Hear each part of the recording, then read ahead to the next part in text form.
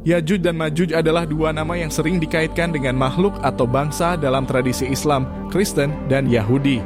Dalam Islam, mereka disebutkan dalam Al-Quran dan hadis, terutama dalam konteks akhir zaman.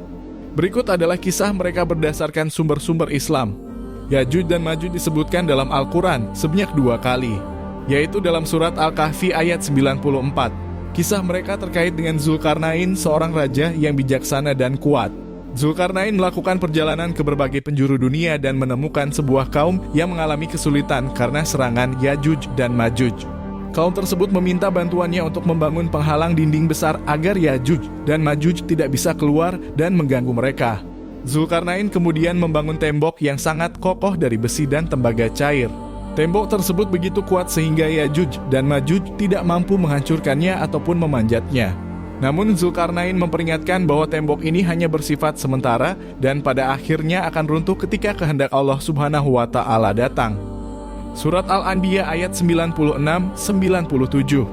Dalam ayat ini Yajuj dan Majuj disebutkan akan muncul kembali pada akhir zaman setelah tembok yang menahan mereka runtuh. Kemunculan mereka menjadi salah satu tanda besar hari kiamat. Mereka digambarkan sebagai bangsa yang akan menyerbu ke segala arah dan menyebabkan kerusakan besar di muka bumi.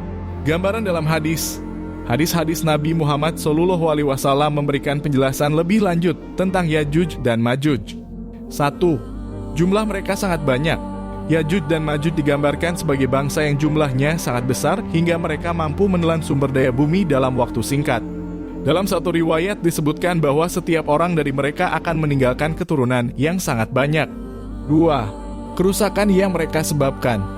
Ketika mereka keluar, mereka akan menghabiskan air di sungai dan menghancurkan kehidupan manusia.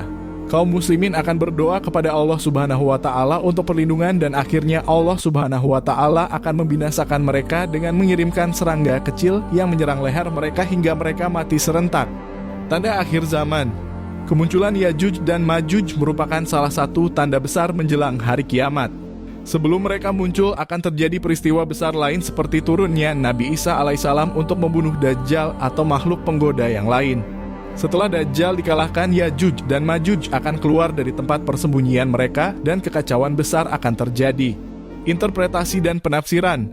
Sebagian ulama dan ahli tafsir menganggap kisah Yajuj dan Majuj sebagai peristiwa nyata, sedangkan yang lain menganggapnya sebagai simbolik atau metafora untuk menggambarkan kekuatan perusak yang ada di dunia. Ada pula yang mencoba mengaitkan Yajuj dan Majuj dengan bangsa-bangsa tertentu dalam sejarah. Namun, sejauh ini, keberadaan mereka masih dianggap sebagai hal gaib, dan umat Islam dianjurkan untuk mempercayai apa yang telah disebutkan dalam Al-Quran dan hadis tanpa terlalu mendalami spekulasi yang tidak pasti. Kesimpulan dari kisah Yajuj dan Majuj.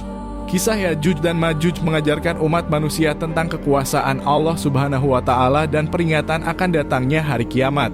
Mereka adalah salah satu tanda besar yang mengingatkan manusia untuk selalu bersiap menghadapi akhir zaman dengan iman dan amal saleh.